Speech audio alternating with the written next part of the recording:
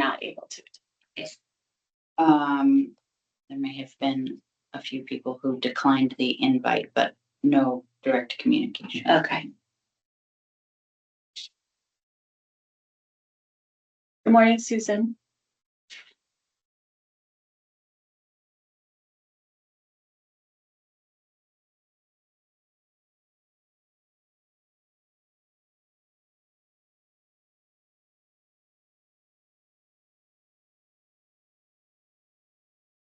Okay, the recording has been started. Great.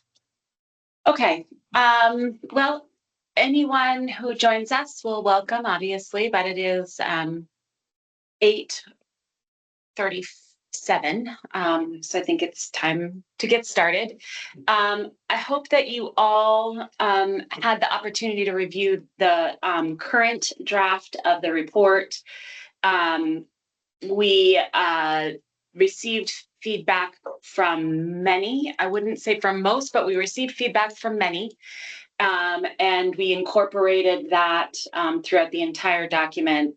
I will say that we tried to keep the voice of the report the same and the level of depth the same. So that may be reflected. Our office feels very good with where this report is at this moment, but we'd like to hear feedback, of course, and the steps forward are we are going to start after this meeting working on the executive summary and the conclusion, which will be relatively predictable, should not be a surprise to anybody based on what the report is, and we will circulate that. We have not received any addendums yet, but we also did not give a deadline for addendums. So we have vans, but I was my understanding that Megan was maybe still working on that. Okay.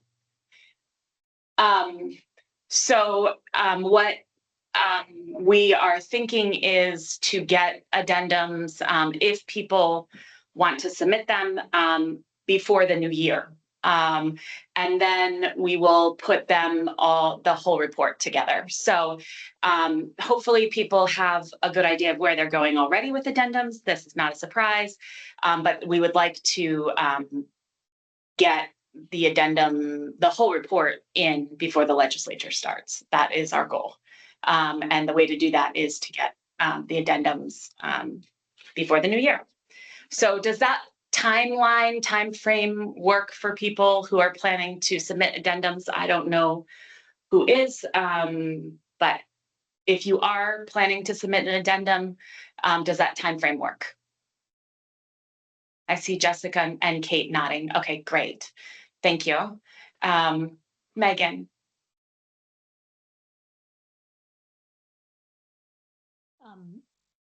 Does that mean, can you give a date when you say before the end of the year? Does that mean like the 20? Because I assume you all. The 31st. The 31st. Okay. And then what I submitted before were comments that was sort of a like summary of our participation in the working group, not an addendum. So I was waiting to see how the report shaped up so that our addendum makes sense in response to. I figured that was the posture of almost everybody. So that's why we didn't want the, we didn't want to have a deadline of today because that would not give people maybe enough time to absorb the report. So yes, so you can modify what you have submitted to us, Megan, in any way that you want and submit it by the 31st. We will not be editing, doing anything to the addendums. They'll be attached as are, and we will put them in probably alphabetical order by group, and at the end of the report, they'll be indexed at the end of the report. So Van will go last, Megan. The glory of being a V. Well, Vermont League of Cities and Towns is last. Oh, the alphabet strikes again. Yes. Sorry, I didn't mean to correct you, but yeah. No, it's fine. That is my life. Susan. I just wanted to check in on the best practice guide. I didn't know what the timing was for that. It seems like lots of the devils in the details kind of content is in that one, and I didn't know if, what the process was going to be for reviewing that. That's an excellent question, and one that I was hoping we could talk about today. That's fine. What? Yeah, I'll do it now. Yeah. So we can jump to that because I want to make sure that Laura's going to leave at 10. So I want to make sure that you have the ability to hear this too, Laura. I think what we will do is provide an outline structure of the best practices based on what there was a whole meeting about that. We also had that spreadsheet about best practices and in emerging practices. So we will create a framework for the best practices guide and indicate, where we think it should be elaborated by this group or where it should just be primarily links to other groups. As we've talked about in the past, I don't think, and I think we have relative consensus based on last meeting, that it makes sense to recreate all the resources that are currently available in the world. It makes sense to link the resources that are currently available into the world and then supplement where it seems prudent or the right thing to do. Otherwise, we will make the perfect the enemy of the good and be working on the best practices guide for a very, very long time. So we would like to provide that resource as quickly as possible. These are questions that our office is receiving all the time. I'm sure all of you are as well. So if possible, we will create, and we haven't created a timeline for that work, but we will, and we will get the framework to all of you as quickly as possible. Does that sound like a suitable plan? A plan? Is there any augments to that plan? So I'm a little clear on how the review, is it similar to this where there'll be review back and forth kind of thing, or where? Yes. Okay. Yes, I suspect that we'll have at least one, if not two, group meetings about best practices guide. And I'm hoping that people will provide links that they think are useful on the best practices topics that are in the framework that we provide. And then we can compile all those links and talk about them at our first best practices meeting, and then work on the feedback that we received then, and then come back and review it one more time, and then hopefully,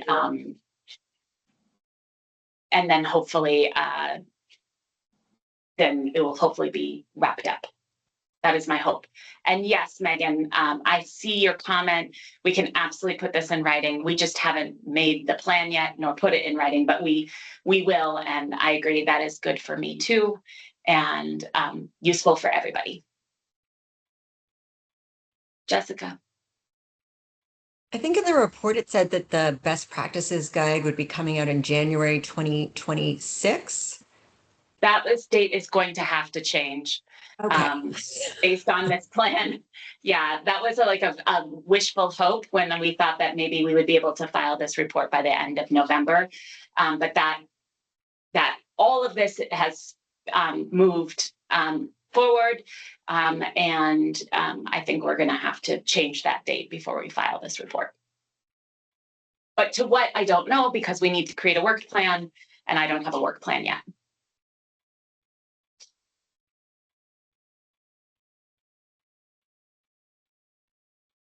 Okay, we have a plan for best practices. We have a deadline for addendums. we have a basic plan for when we want to get the report into the legislature. And then ideally, we'll have to create a work plan, but ideally, my goal would be to have best practices wrapped up by the middle to end of February, because I think that would be wonderful. Whether or not we'll be able to do that, I don't know, but I think that would be wonderful for the communities that we all serve, and also given that this is not going to be the creation of a ton of content, maybe possible. So I'm always optimistic, and so try and keep that optimism. All right. In terms of feedback on the executive summary and the conclusion, we will strive to get that to you as quickly as possible, and then give you all a week to review it and provide feedback. Is that reasonable? Understanding that that week will not include between well, really, that week will not include the next 2 weeks, because that is an unreasonable expectation on our side. So a week after the new year. Does that sound okay? Again, should not be anything surprising, but Jessica, do you have feedback on that, or is that a lingering hand? Okay, Susan. Just wondering, I think of the legislature starting pretty early in January. Am I wrong about that? Just not sure. They're exactly. starting on the 6th. Okay. Yeah. I'll let you guys do the math. Sounds tight. No, we're not going to be able to get it in before, as I was thinking through providing you folks reasonable feedback time, we're not going to be able to get it in before the legislature starts, because the 6th is a Tuesday, and if we're giving you it on the 2nd or before the 2nd, which would be awesome, then you would need, until whatever the Friday is of the week of the 5th. I should be able to do that math, but that's not my skill. And so then we would need to file it sometime in the following week, the 2nd week of January. And that's okay. The legislature really is warming up that first week. There's a lot of pomp and circumstance, a lot of things happening. And I suspect this will not be on the radar of a lot of people. The other thing that people should know is that when we file reports, we follow, obviously, the legislature's report filing guidance, which is that we send the reports to legislative reports and also to the full committees of jurisdiction, which in this case are Senate and House government operations. So those members will receive a copy of this report directly. And then it will be posted on the legislature's report website. Kate. Thank you. One of the things we talked about, oh gosh, forever ago, back in the spring, was ensuring that the guide that we create is fully accessible, including images and the selection of font, et cetera, et cetera. I just want to make sure that that has been planned for before that is submitted to the legislature, because that can take time as well. Absolutely. That is part of our plan.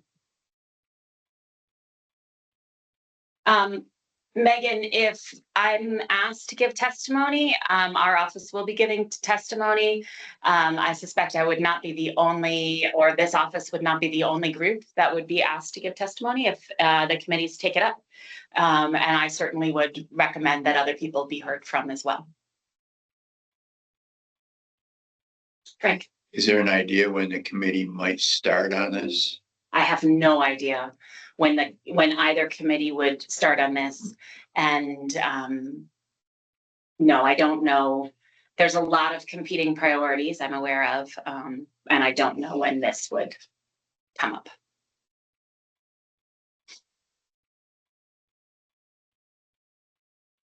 I don't have any control over that either, so. Scheduling.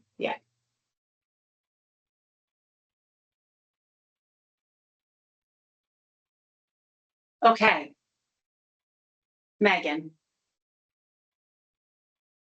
Sort of on Frank's question, it doesn't, and correct me if I'm wrong, we're not really the working group's not really recommending any legislation or.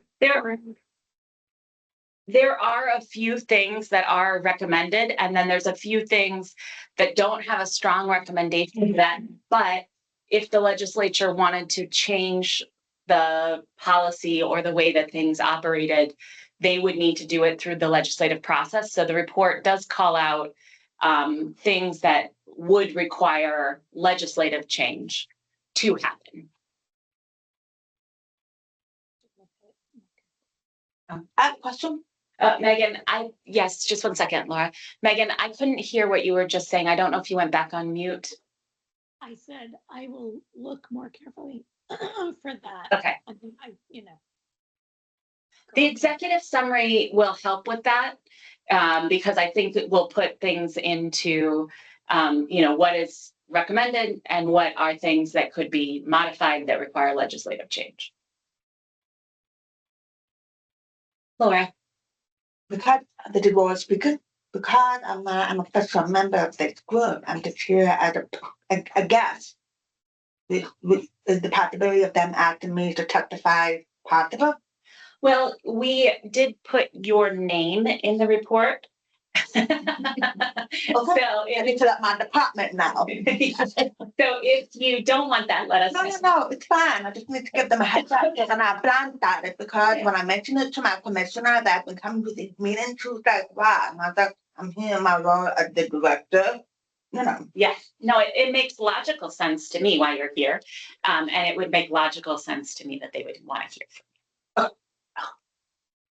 And just to clarify, January 6th, isn't that the state address? That is the day that people are coming back. I think the state of the state probably will be Thursday, the 8th. It's usually on a Thursday after people sort of get reacquainted. But but it could. I haven't heard yet. The state of the state. I've been communicating with BCR and WCAF to make sure that the state of the state is fully accessible using ASL interpreters and captioning with nothing being blocked using picture-in-picture. Awesome. Just head up. Great. But they had to drop a proposal for the start to get the approval because apparently the space, you have to get permission if we're going to add more people in the main room. Yeah, there's a lot of rules around that kind of stuff. I would be surprised if it's not the 8th, but I'll be invited along with the office, but I don't know.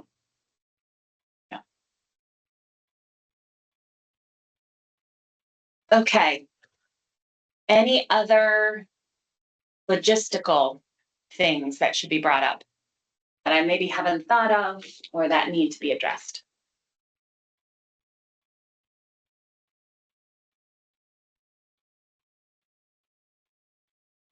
Okay, hearing none, let's move forward to feedback on the report. And I'll just preface by saying I'm confident that things that everybody doesn't love. But so what I'm looking for is feedback that we haven't received or feedback that you feel was not heard.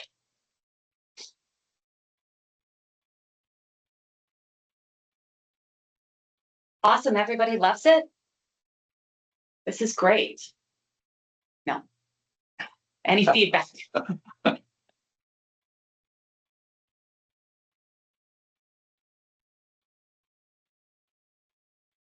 Megan? I made some comments. Would it be appropriate just to send those in to Kelly or Jenny would it be helpful to send those in? Well, are Yeah. they significant changes, Megan? I don't know. I don't know how to, I don't think so. I don't think significant. They're, places that it's like, oh, seems like a place that I'm not sure how to approach it. Okay. Are they changes in policy? No, not really. Okay. Would folks like to hear Megan's comments, or we can make them and send out the report again? Here's an example of one on the language access. I asked if there isn't a state requirement to provide language access, at least at state level meetings.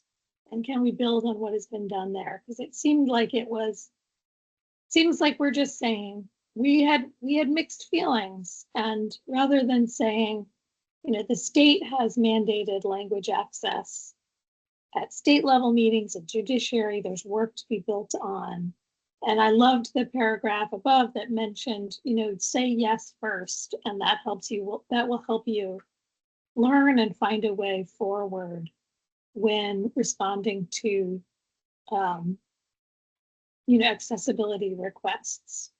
So in that sense, that is like, it starts with the presented mixed views on requiring, rather than, again, that kind of yes first. So it's a little bit of tweaky language, but specifically the question of, and I may be wrong about that, but my understanding is that there's a language access requirement at the state level and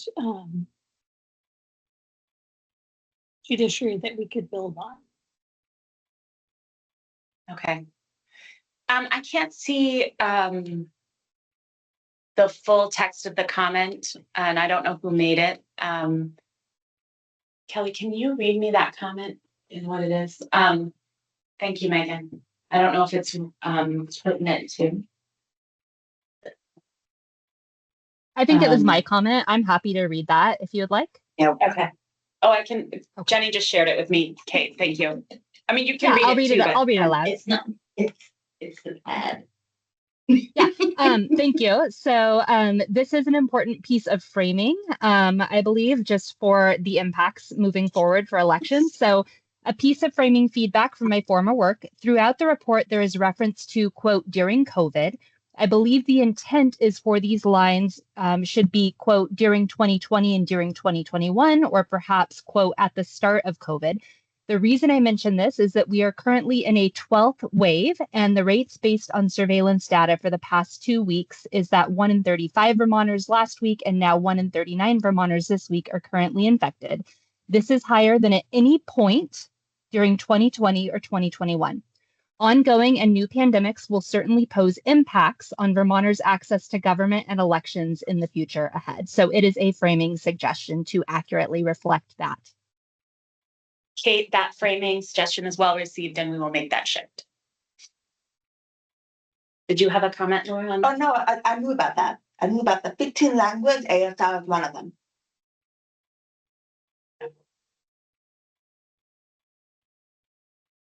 Okay.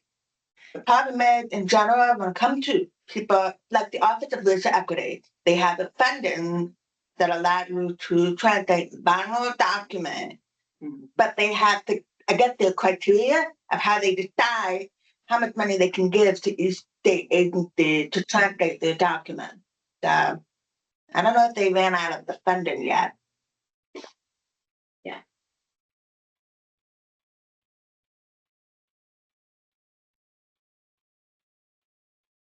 Any other big feedback, essential feedback that we should hear? Susan.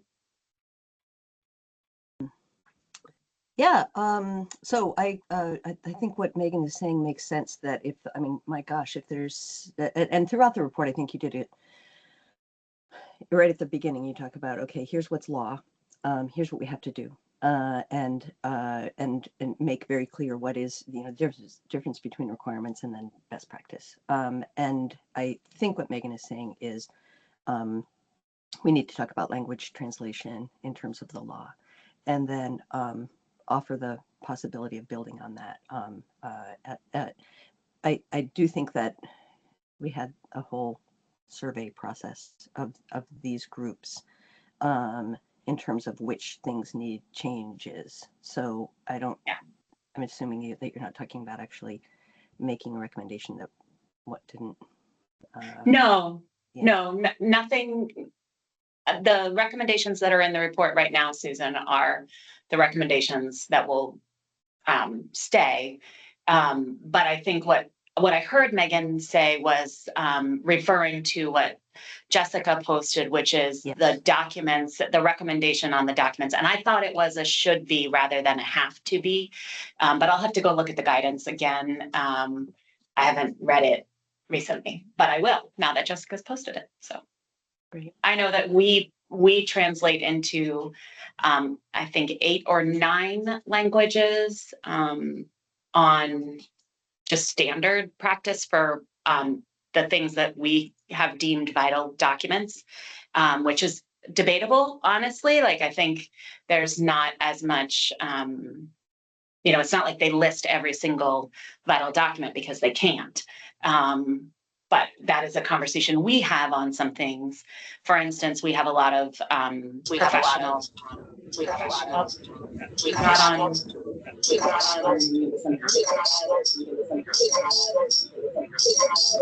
Amy's not muted.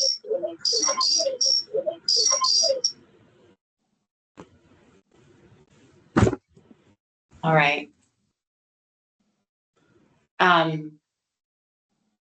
For instance, a great example for us is we have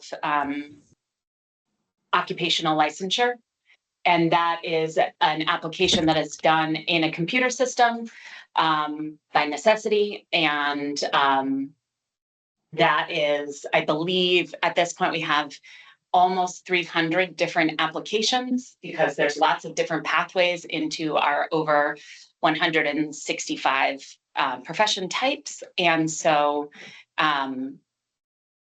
we have decided not to translate every single application in every language, but to do that if somebody requests it, because it would be so cost prohibitive. So that's just an example of how we have handled the CMO's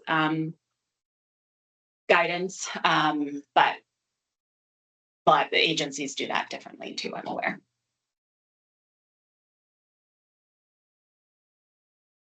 Susan.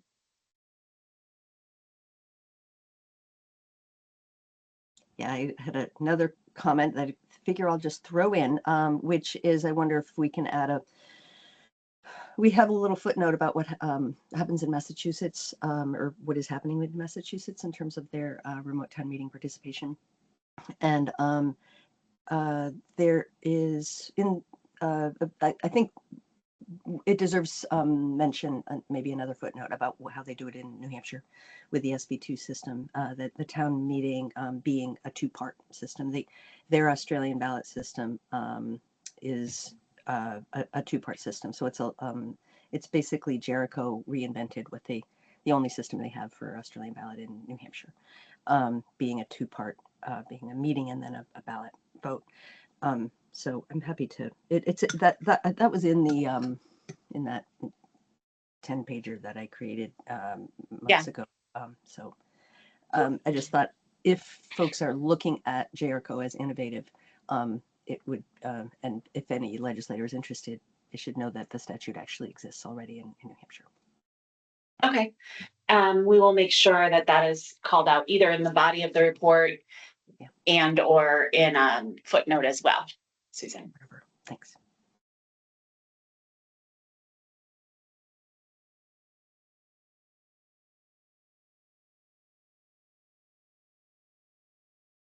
Kate, and then Megan. Thank you. So yeah, this will not be new feedback, but you asked feedback that we think that you should hear. I feel like my feedback has not been heard, I guess. So I will just say it for good measure for one last time. So um, looking at the report and where I hope the executive summary could possibly say more about this is right now um, there are Vermonters being denied access to local elections and voting. That is happening. There are no recommendations to the legislature to fix that. So the status quo is there's nothing in this report addressing making that better for those who are being denied local access to elections. The second is that in this report, the Secretary of State makes the claim that remote town meeting access is not currently legally allowed, even under the ADA. There is no citation there. And so I think that I would love to see that actually attributed to someone. So if that is the Secretary of State's office, please attribute to the Secretary of State's office. If you're attributing it to the Attorney General's office, please attribute it to the Attorney General's office. That is not an across the board interpretation of the law, and it is someone's interpretation. So I'd like to see that included in there. I don't think that we say it's not allowed, that that's the Secretary of State's opinion. We say that it is the opinion of the Secretary of State that towns need to accommodate reasonable accommodation requests and should work with their lawyers on how to do so. We are not saying. We're not so you're not saying that it's this. I'll pull the section and send it. It's clear. It doesn't actually say. It doesn't attribute it to anyone. It doesn't attribute it to the Secretary of State, which is the problem. I'll pull that section. I'll put it in chat unless. I'll share what I am sharing. Thank you. I'll share it in the chat so you can see what I'm talking about.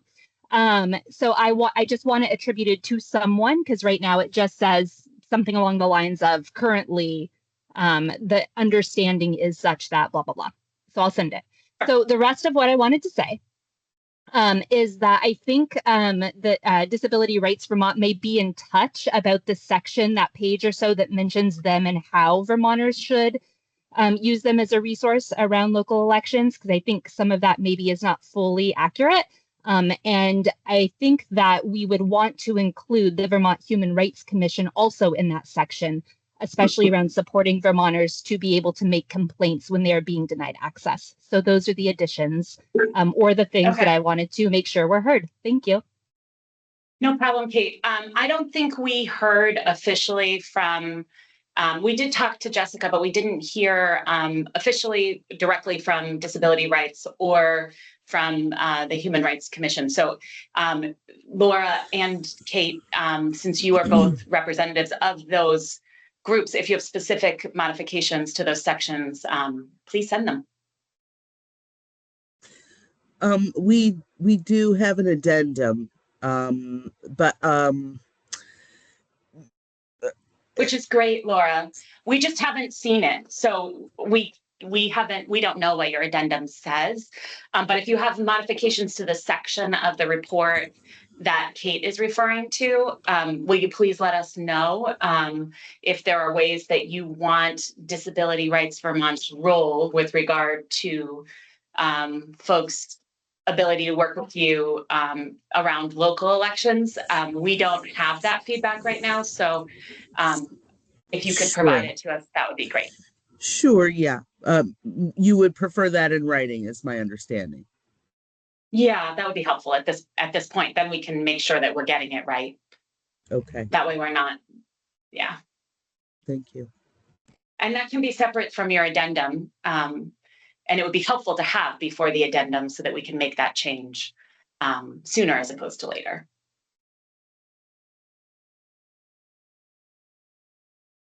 Jessica.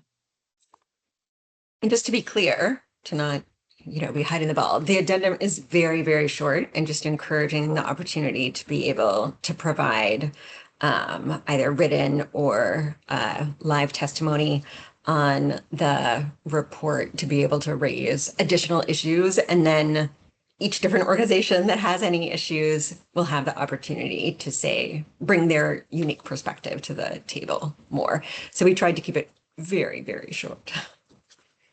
That that will be helpful, I can say honestly, and having it be read and absorbed is my knowledge of legislative reports, which is great. And I look forward to reading your addendum.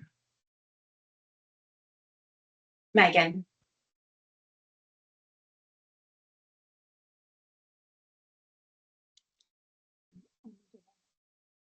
Megan, I think you're still on mute.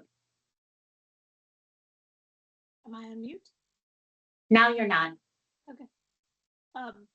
So I'm not sure that it was clear. I think I just, in my sense, like this group met, we had a lot of opinions. That's clear. In terms of the foreign language interpretation and translation, I'm not sure it's valuable to lead with the fact that we met. It seems more valuable to lead with the things that we did, like where are we at with foreign language interpretation? Kind of like above, where are we at? What is the current law? What have we done well? And what did you hear from folks? Like, here are some various approaches and the pros and cons around that. Because if I were reading this from so again, it's a stylistic thing rather than like leading with the fact that we all had different views, which seems clear is to lead with what's the current status, what's the current need, and the things that you gleaned, the things that we all gleaned from our different expertise in this. And maybe we didn't present those, but and again, I can send this with my comments to those degree that is useful at this point. That'd be great. Thank you, Megan. That'd be helpful. Also, it mentions that Van's addendum is going to. So anyway, nothing. I'm gonna Yeah, if we misstated what would happen in Van's addendum, let us know, Megan. We did that based on what we had in front of us. So just provide that feedback. Kate. Thank you. So here is the section that I was referring to. Here is the quote. Historically, and under current legal interpretation, the town meeting statutes have been interpreted as requiring that voters in the community need to be physically present in the meeting to vote in the defined location of the town meeting. What I am asking, as is with the rest of the report, interpretation by whom, state that and cite that, because there is not agreement on that. And so I think in the report that needs to be cited. There are no page numbers, Laura. I wish there were. Let me see here. It is, oh gosh, somewhere in the middle. Yeah, if I can find that and give it an approximate page number, Laura, I will. It's under the town meeting portion of it. So I know that the only documentation I've seen of that is from the Secretary of State's office by Will Sinning, that Will Sinning memo. And if there are other documentation, other agencies interpreting it the same, it should be included in the report. Thank you. Yes.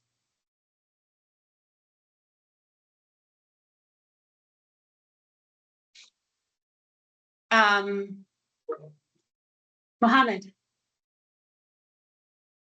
Good morning, everyone. Yeah, I just wanted to stress that the interpretation of languages we're talking about are not just international. American Sign Language is American, it's not foreign. So either we say American Sign Language and foreign languages, to be more precise. Okay, that's good feedback, and we can make that shift. I actually don't even love the term foreign language because there's a lot of people who live here, who were born here, and they are not foreign, and they do not speak English as their native tongue. So Good point. I don't love that. I don't love that term. Good point. It's a very othering term, foreign language. Let's say other than English, to make it simple. Other than English. Yeah. I like that.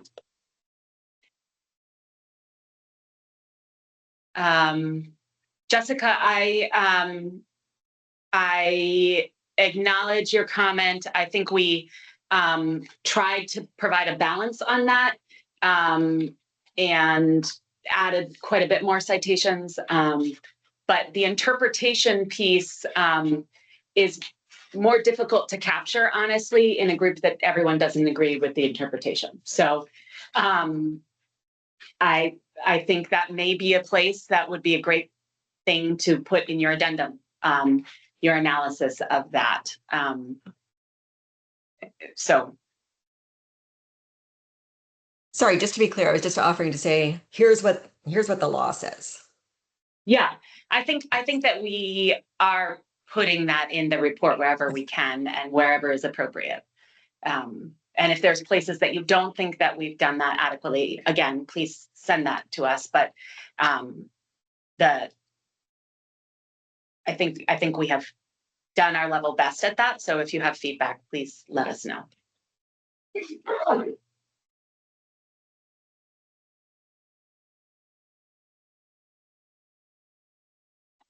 And Kate, we can make it clear that is the Secretary of State's current legal analysis.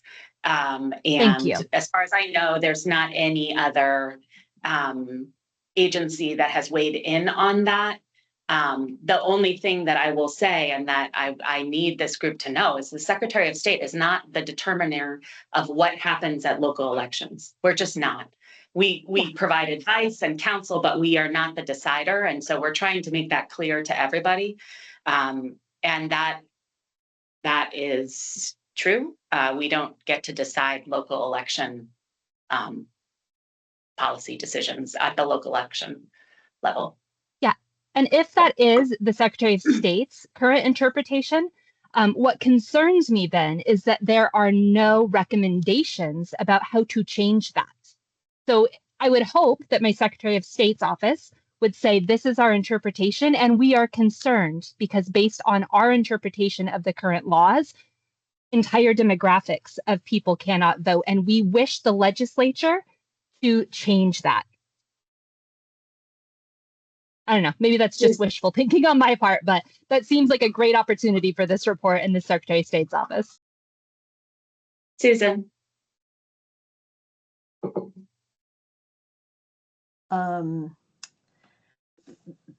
Kate really articulately points out that when I can't come to a town meeting, it means I can't vote. And this is, this is what we're talking about here. And I think that the report does a good job of balancing the quantity quality question that we've been talking about for all these many months. Kate wants to put at the beginning, Vermonters are being denied the vote. I think that if at any time when we talk about the that issue, I think we also need to balance it, which you generally do, with the fact that town meeting is this extraordinarily empowered system, and that the people who can participate are way more empowered than places that don't have direct deliberative democracy, the power to amend, the power to really get right in there and be the government. And so I hope that will be, anytime we make changes to how we're describing what we want, we're showing that balance. So that I think a reminder to the legislature that simply switching to Australian ballot loses something. And so there are trade-offs to be made with every decision. So every time we make those points, I think it's great to frame those trade-offs, just very briefly, but clearly. Yes, thank you, Susan. Mohammed. A word came up about 4 times already. It's like people, or some people, few folks, have been denied to vote. I want to polish that a little more, unless you guys have some other suggestions. Often what I notice, it may not just be someone was literally denied to vote. It could happen, yes, I agree. But also oftentimes people do not even have information on what is being voted on, Right. where to vote on that being voted on, meaning there is a lack of awareness. But that's how I see it. If I am not aware, if I am not informed, then I don't know. Hence, I won't go Yeah. vote. So that piece Yeah, I is think missing in addition to the denial. I think that's a good point. And we did try to talk about that a little bit, but I think we can emphasize that a little bit more. Mohammed, I forget, is it the Jericho model where there's a September meeting where people can come and really talk about the issues, and then there's a vote and about what should, an empowered select board. There's like 3 different phases of decision-making process landing ultimately in an Australian ballot. But the goal of the community is to really educate everybody along the way and Excellent. and Exactly. to have people help the community work on the things that are most important. And I think we can emphasize, I think this group agrees that that's a good model to build awareness of all the local issues that are relevant, that are on the table, that could be voted on, so that people get engaged to vote. There's probably other ways that can be done too. And there are definitely other ways that can Thank be done you. too. And we should make that a little bit more clear in the report. We can do that. And another remark about the report, I see that we stated what the law is, what does the law states, and just like in contrast with the best practice. I have an issue with that. Can we word it out by saying the law should actually be based on best practice, not just defining it? If that makes sense a little bit. I don't know that we have consensus on that as a group on all of the issues where that could be done. And I don't want to open this report to that extent at this time, Mohammed. I'm sorry, but people can absolutely talk about that in their addendums or when they're asked to testify. But that would be a pretty large structural change with some big policy shifts. So from where the report is right now. And every one of us could talk about that as our respective groups and our position on that, whether something that the working group agreed is best practice should become a requirement of the law. Every single group that's represented here can have a perspective on that and can advocate for that. And I recommend that we do. But the things that are there that are recommended are the things that we all had consensus on, and we were not able to get consensus on everything. And so I don't want to open up the report to that extent at this time. Laura. I was wondering, when reading the report where it was saying we had consensus, we didn't have consensus. And I understand that you are drawing that a lot from the surveys that you did with everybody. But were we ever given access to see what other people's responses were?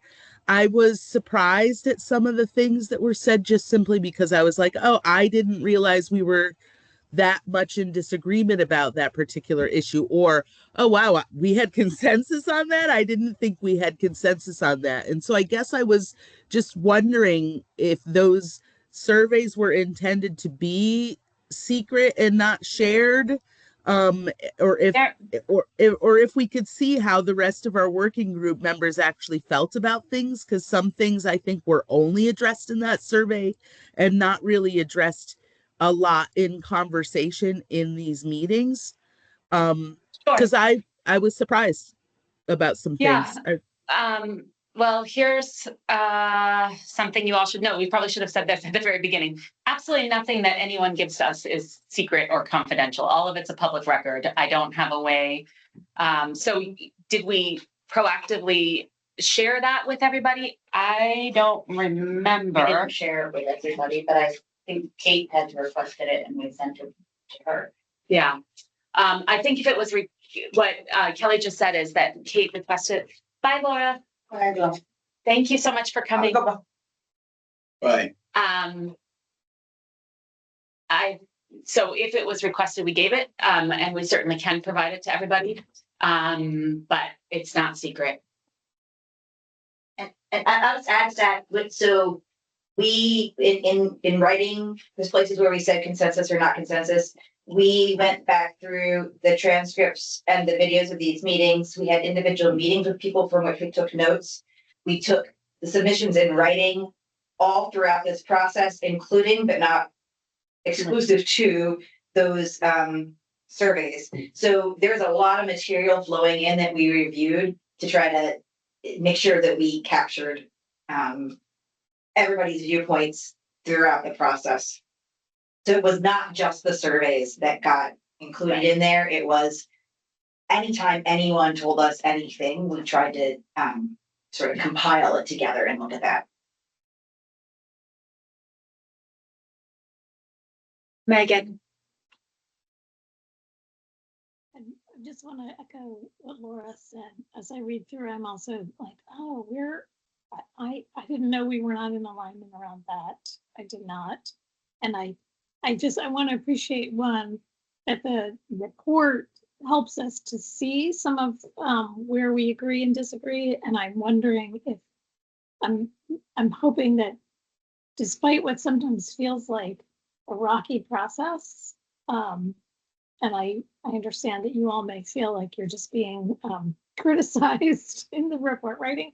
Just want to appreciate that the report helps to clarify both where we can gain more alignment, and that in the writing of the best practices guide, I hope we can be brought together to flesh some of those places out, like Jericho as that example. And in my notes, I make a note that MMC TV, which is Van, supports Jericho in that work, and that's another example of this resource that I want to make sure that we are continuing to leverage, that is already existing, and is mentioned specifically so that the legislature sees that, look, we're not coming to you and you have to start from scratch.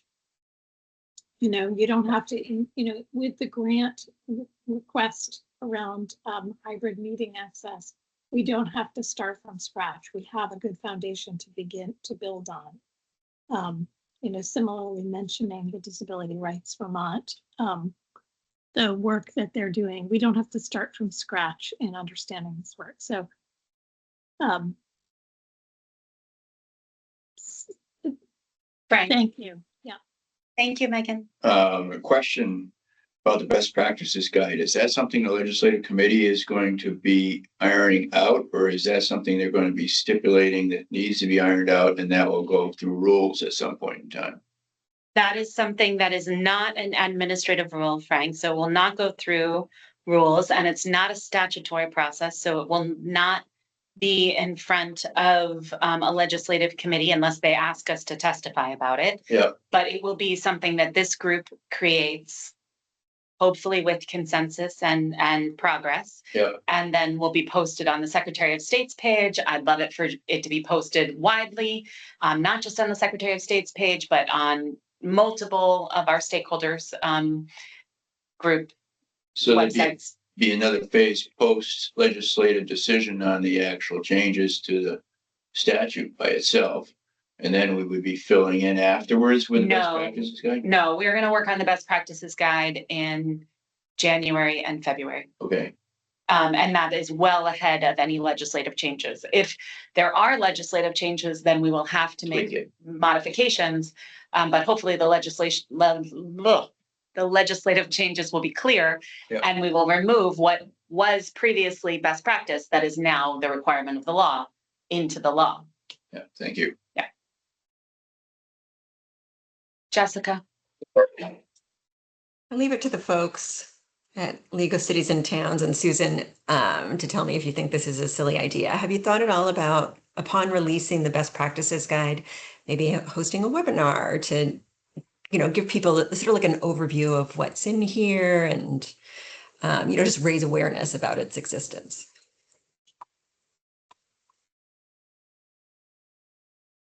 And Susan and Ted, please do say something. If you think that's stupid, then.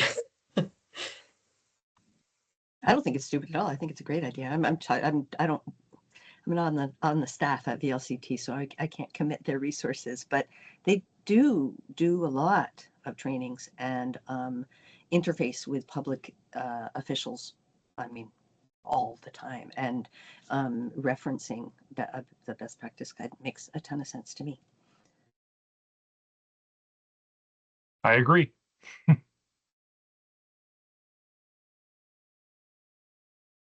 And I can commit to, as a Secretary of State, promoting it within our circles as well, which is the town clerks.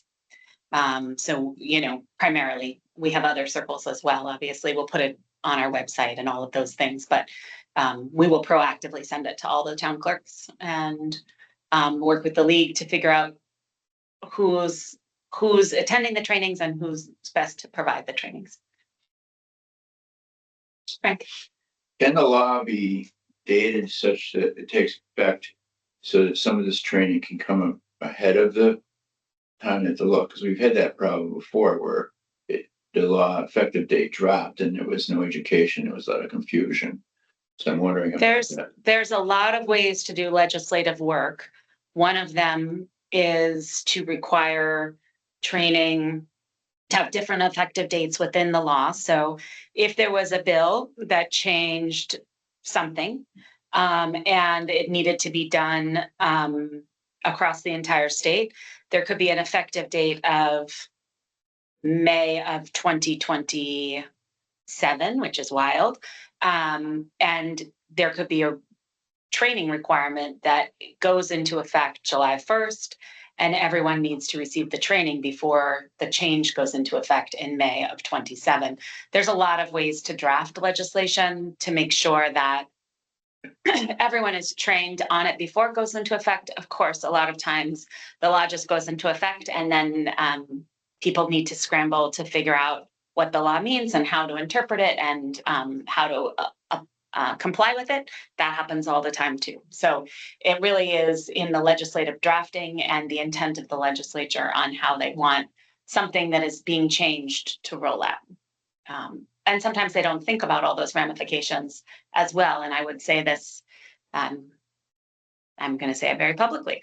Sometimes the impacts of a legislative change are bigger than anyone who's sitting in the chair or who is making the law understands, and you don't understand it until you have to implement it, because there's a lot of details that just don't get ironed out in statutory language. It's almost impossible to get every detail in statutory language, which is why we have administrative rulemaking and people interpreting the law.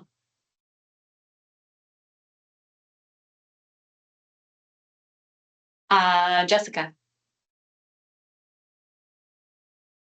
That's me forgetting to put my hand down. Sorry. That's okay. That's totally okay. All right. Any other things that we should talk about as a group? Frank?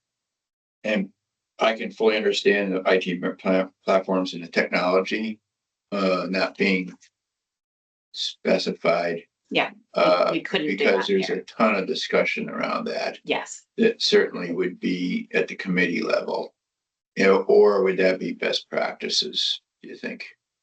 Well, I think there's a couple of ways that could be addressed. One of it would be best practices.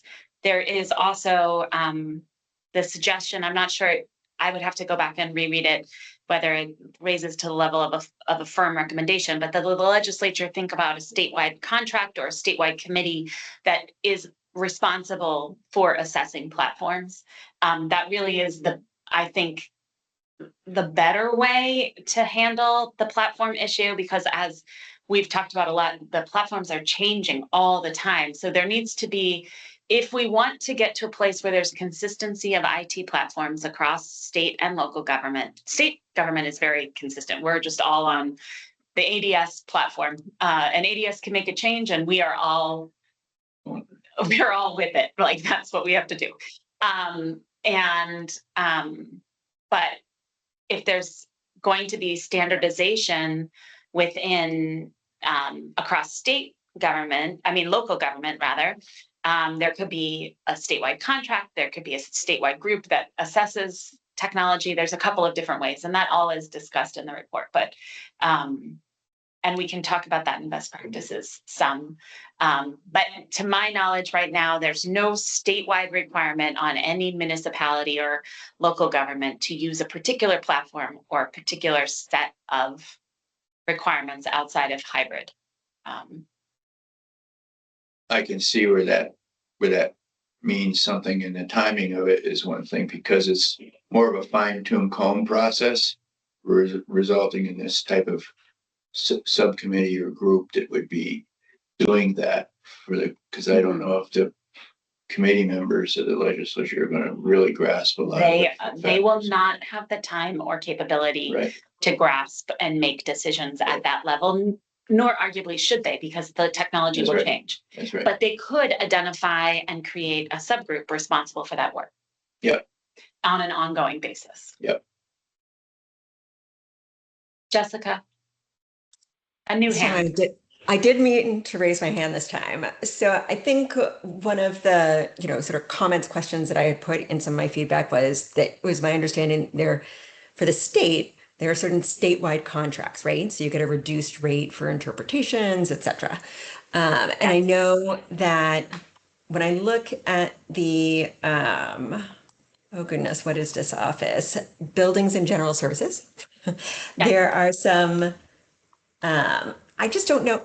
There's a section on all town, schools, and political subdivisions contracts. I wasn't, so you're saying yes. Those are statewide contracts that are available to municipalities to partake in. They're not required to use them, but they can. And the state negotiates a rate that can be cheaper or can be more expensive, depending on the service. It's not always a cost savings, but I think most of the time it is. The municipalities can use those contracts without having to go out separately to bid. Okay, so there could be the possibility of things like interpretation services or tech things where it's not mandatory, but like this is an optional thing that's been negotiated that could potentially save money. Yes. And there's ones that are currently state contracts that could be made open to municipalities. There's there's the option of it being mandated and it's required to use that statewide contract. There's a wide variety of options there that could be used from a contracting level that the legislature would need to, especially if they were saying you have to use this provider, that would have to be a legislative policy choice. But and I don't know, I don't work for buildings and grounds. I never have worked for buildings and grounds. I don't know what their policy is on which of their contracts they specifically negotiate to be available to municipalities, which they don't. Ted, I don't know if the league has a perspective on that.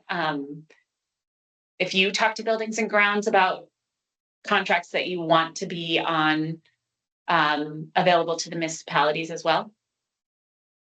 No, typically it's a decision BGS makes based on the competitiveness of the process. Sometimes they find that it doesn't appeal to the vendors to be able to sell to towns for some reason. I don't know exactly what that calculus looks like, but it's kind of hit or miss. Some are, some aren't. I'm sure a conversation with BGS to say, hey, we'd like these to be available might open it up wider.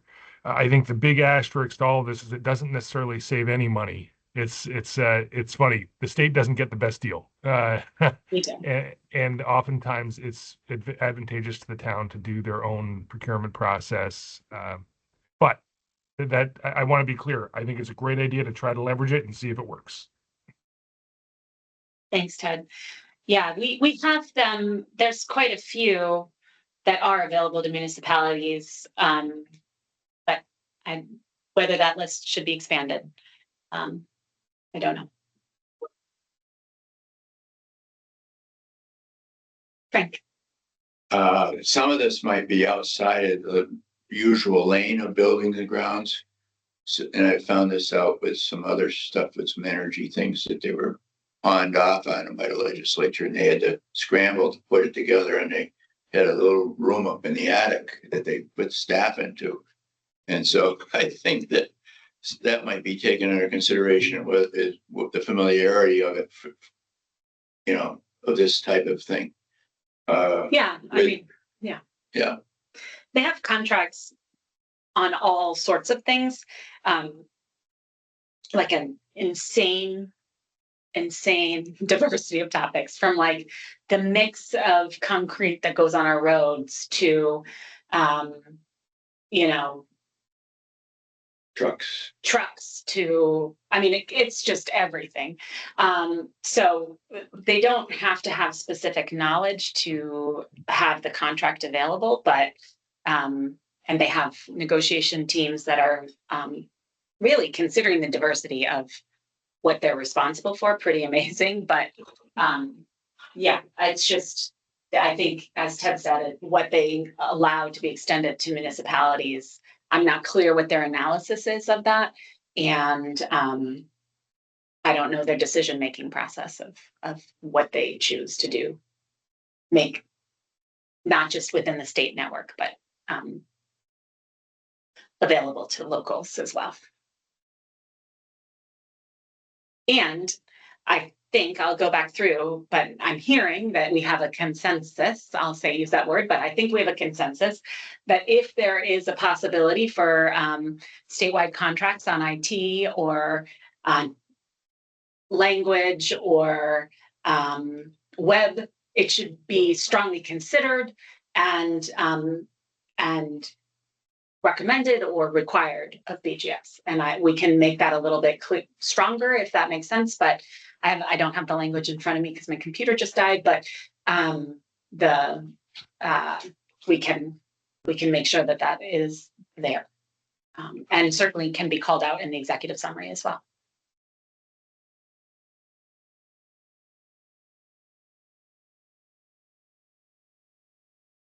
Jessica?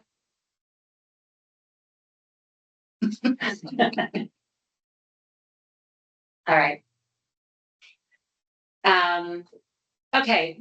Recognizing that we have 15 more minutes together, I want to make sure that I'm hearing everybody to the extent that I can. And oh yeah. Jessica just pointed out the web accessibility. I mean, there definitely are on the state level, and the state has a coordinated effort to try and make all of our websites accessible and our documents accessible. Ted, I don't know, are you able to talk about what the league is doing to help municipalities with the accessibility guidelines? Yeah, we've had a webinar on it, and we've published several news items and journal items. We don't have any specific technical assistance that's actually getting out to the municipality and saying, hey, here's how you do it, and holding their hand through the process. But we are trying to train the trainer through multiple means. It's definitely being talked about in all the spaces I've seen. And for the most part, I think people are feeling, well, at least I can speak for us. I feel like we're feeling like what felt overwhelming or unclear is becoming a lot more clear and doable. And so that is great. And we have a solid plan to move forward, and I feel very happy with that. If you had asked me what our plan was or how we were going to accomplish it in April of this year, I would have had a different response. But luckily, time and planning and more information is very useful. So. My understanding is, but I don't think it was laid out here, is that it probably would be a recommendation, maybe not, maybe, to pull any criminal penalties for non-compliance and encourage educational directions instead of having people all of a sudden who are not really new people on the job at the town levels and different things who aren't really trained up find themselves where they're committing an offense. For the web accessibility requirements, that's not a state law, that's a federal law, so we don't have any ability to modify that. Oh, that would be, yeah. So the ADA thing would be a big umbrella on that whole thing. Well, it is the ADA is the infrastructure under which that web accessibility requirements are. And we, as the state, did not participate. I mean, maybe the state did, but we don't control the impacts of failure to follow the law, the way that the law is written or the impacts of it. But I don't know. I was about to say I'm confident, but I don't think that I can say I'm confident about what the federal government will do at this time about anything. But I'm usually, all of the factors are considered, and that's taken into account on whether or not there are criminal liabilities. There's like the willful disregard versus, not doing it. But I don't know what the analysis will be, and I certainly think that everyone should really try to make an effort to become fully compliant. That should be everybody's primary goal, and I think that is being communicated through a variety of channels. So that's a really big elephant in the room because they're looking at violation of federal statute. Yeah, and I don't think anybody wants to violate the law. No, and I think at a base level, we all want to make sure that we are providing access, and we have been told how we have not been doing it and how we can do it better, and we should be doing that. And that covers a lot of the discussion we've had here really this morning. Well, this just covers web accessibility. Yeah. But the ADA is a bigger umbrella than just that. Well, I don't want to conflate the two conversations. No. The web accessibility is, I don't even really want to say it's a new requirement. It is a requirement that is becoming implemented, that we all need to comply with. And that is something that I think everybody who has a website who's a state or local is making efforts to modify, I hope. But again, I only do my little sphere. So I can say the Secretary of State, we are working very hard to meet those requirements wherever we can and as fast as we can. And in fact, we have made immediate changes to how we're creating documents now. Laura.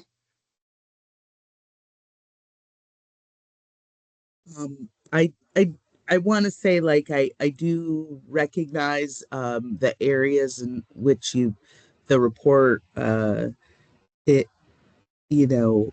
taken into consideration some of the concerns that have been brought up. I know by Jessica and myself in our last meeting, and so I do appreciate that.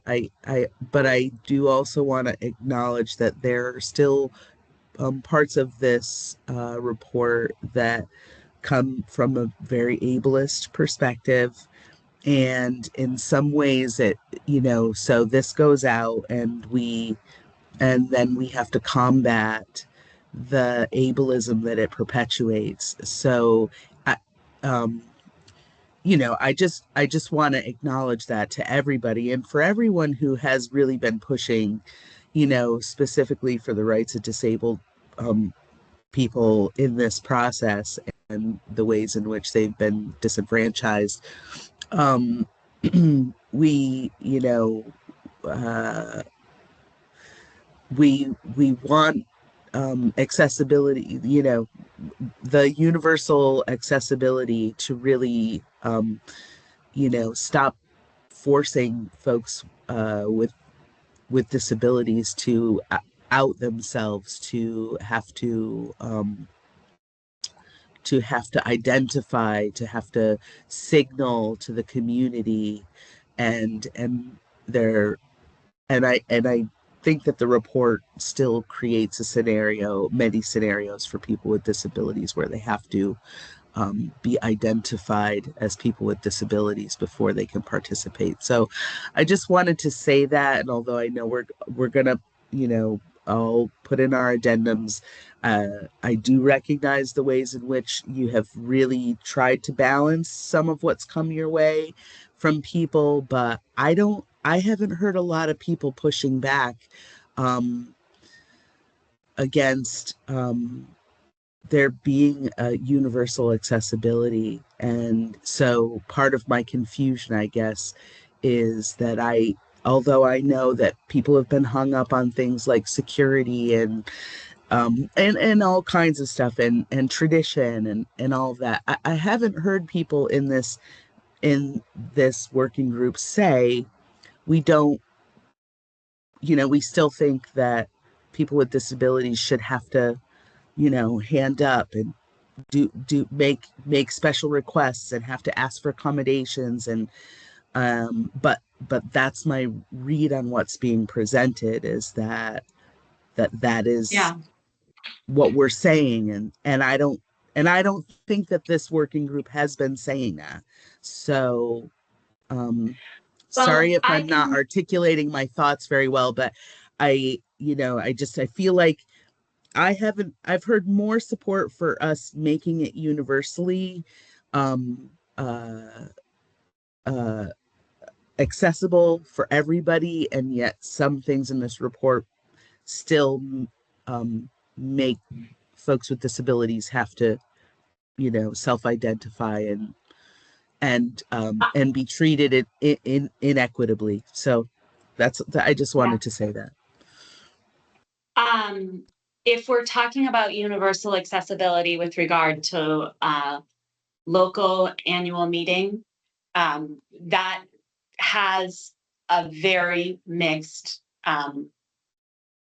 response. And it is not the recommendation universally of this group to have universal design with regard to local annual meeting. And That may be more well reflected in the surveys that I haven't had a look at, but I appreciate that that you had to have that balance and but also feel like I haven't really heard that in this process. So thank you, though. I understand you're in a tough position. and Kate, I really disagree with your statement there that some disabled people are not allowed to vote under the current law. What we are saying is that towns need to use the ADA process to accommodate people to vote. And I also have not heard anyone say that disabled people should not be allowed to vote. That is, and I understand that that's not the standard of universal access that Laura is talking about. I understand that that's not the goal of universal access to annual meeting is universal design. That is true. That's not the position of the Secretary of State, but it is also true that the Secretary of State believes that disabled people should be allowed to vote in state and local elections, and that towns need to ensure that they're using the ADA process to accommodate that. But again, we are not the deciders of local election issues. We simply are not. But that is what we are But you telling. are the authors of this report. You are the authors of this report going to the legislature, and you know there are disabled people throughout the state who have not been allowed to vote for decades. So And Kate, you are we are the saying, author of this report, and you know that people currently cannot vote, and you know that your policy memos are being weaponized to keep people from voting. and we are actively revising our policy on that, Kate, and we are actively saying exactly what I just said in this report.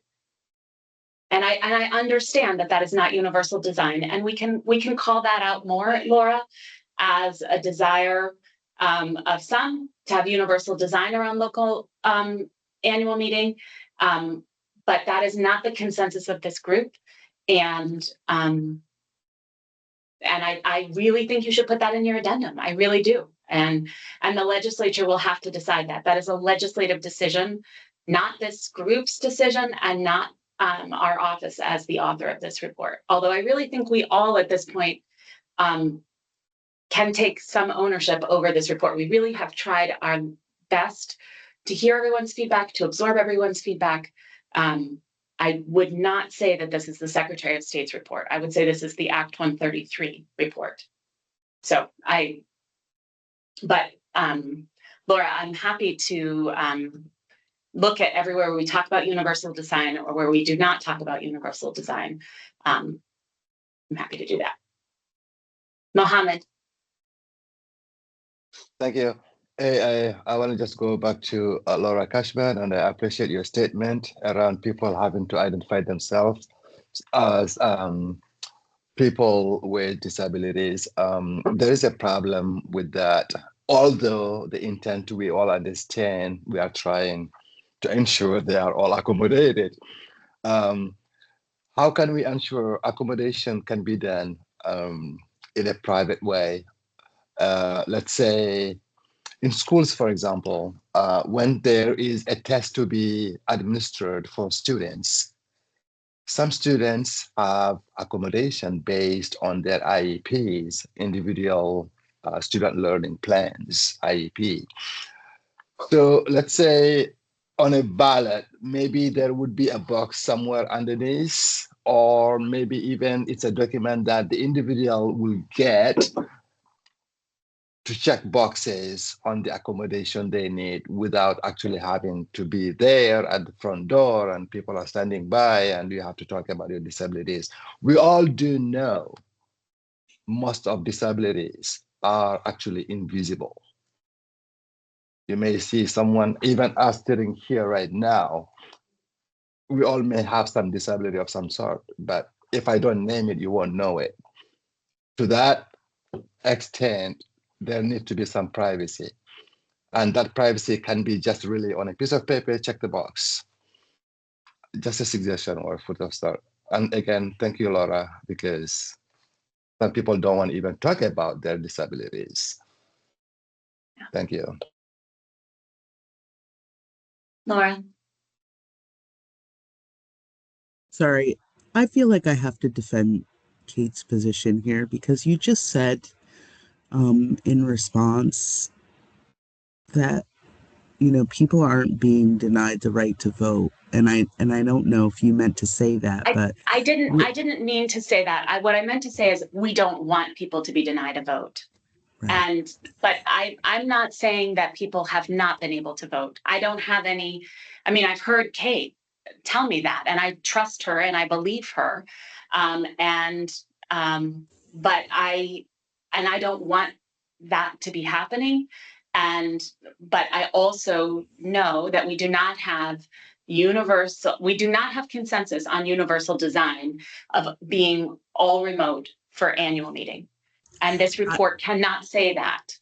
I hear that, but also like I really want you to hear her when she says that she has been denied the right to vote and they are using your memo as their justification for denying her the right to vote. You have to hear that. You are defending this position while she is having her rights denied to her. And that is not okay. You are expressing zero empathy for her and zero understanding of the fact that the things that you get to do as an able-bodied person, or I get to do as an able-bodied person, or a person whose disabilities don't interfere with our ability to participate in the process as it is right now, you're not hearing her. And no wonder she's getting so frustrated. And I don't like this feeling that, like, she's one person in this room who we are talking about. So, And you know, I understand you're in a difficult position, but please, your defensive response just completely negated her experience as a person who just couldn't vote in the select board meeting. so Laura, I just want to say I was not trying to be defensive, and I do sincerely apologize for if that's the way it came off. I just want to be clear. We do not want people who are disabled to be disenfranchised, and we do not want our guidance to be weaponized. And what we are actively doing is providing that guidance that I just stated, which is to use the ADA process to ensure that people can vote and to seek legal counsel about how to do that. And the guidance with the so-called memo is a response to an email that happened to our office, not specific to people who are disabled or ADA access, but around transitioning annual meeting during the beginning of COVID to remote. And the email response was not an official memo or position statement. I understand how it's being used, but just to be clear, it's not like a policy position of the Secretary of State. It is an email response to a question about, can we transition our annual meeting to remote? And the answer, based on the law, and the Secretary of State's understanding of the law, is no. But that is a different question than should remote access be granted to someone who has a disability. Those are two separate questions. And we are navigating this. If the legislature wants to change the law and make more universal design, then what we are saying is we are happy to work with the legislature on that. There's going to be several areas of the law that need to be modified. We're happy to create guidance for towns on that in conjunction with the league. But Kate, I really do hear you. I feel like I really want to say I've been trying to hear you. I don't want to deny how frustrated you are on this. And, you know, I think this is an area that needs to continue to be talked about. And unfortunately, I need to be in another meeting because it is 10:05. And this is a hard note to end on, but this is the note that we're ending on today. And I'm sorry about that. And please do provide feedback. Laura, specifically, if there's areas where we can be better about ableist language, we met with Jessica, we heard from Laura, we did make several modifications, but if there's more that we can do, let us know, and we will go forward. I just want to say I do think this is an appropriate place for us to end this meeting, because this is the reality of where we are right now. And if our report doesn't have any impacts to change this reality, then we have failed as a group. That's just my opinion, but this is the reality. Yet we've just spent all these months doing this, but just, you know, a couple weeks ago, one of our own working group members was denied the right to vote. So I don't think that it's inappropriate for us to end here, because I think that highlights exactly why we're doing this work. So thank you, everybody, for all of your participation. Yeah, thank you, Laura, for your participation, and everybody for your participation. I mean, I'm hopeful that this exfoliates the issues better so that we can make it a step forward. And again, I always try and look at things from a positive way. I think there's things that this is moving us towards conversations that we're all better prepared to have. Is there a way to think of this as a failed effort? Absolutely. I don't think this has been a failed effort because I think we've all been participating in a conversation together, and have made some progress and identified where we need to make more progress. So I guess I think as somebody who has done remote town meeting participation for 12 years here in Middlesex, and as frustrated as I am with the lack of moving the ball down the field that we're talking about here, I think it tees up the ball to be, I don't know how many sports metaphors I can use, but I think that this report does move us closer. It didn't move us as close as I had hoped.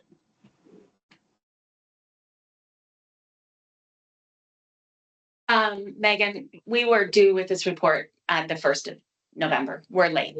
And if we want the legislature to meaningfully engage with it, we need to give it. So that is the urgency there's a bill deadline that's already passed for member bills. There's a committee bill deadline. So if we're going to have bills move, then they need to have it so they can see what we're saying. So that's the urgency. Frank. What are the chances that the committee members will change from last session to this session? Would be dealing with this because on the House side, I'm not aware of any changes. On the Senate side, one of the Senate members on government operations resigned. So I'm confident there will be another senator assigned to that. But the interesting thing is this group was created by a different legislative body. So the committee members are different currently than were the ones that created the Act 133 working group. But they've been chewing on open meeting law before this previously last year. Even the amendments that came through came out of there. Yes, right? yes. Yeah. How much? Yes.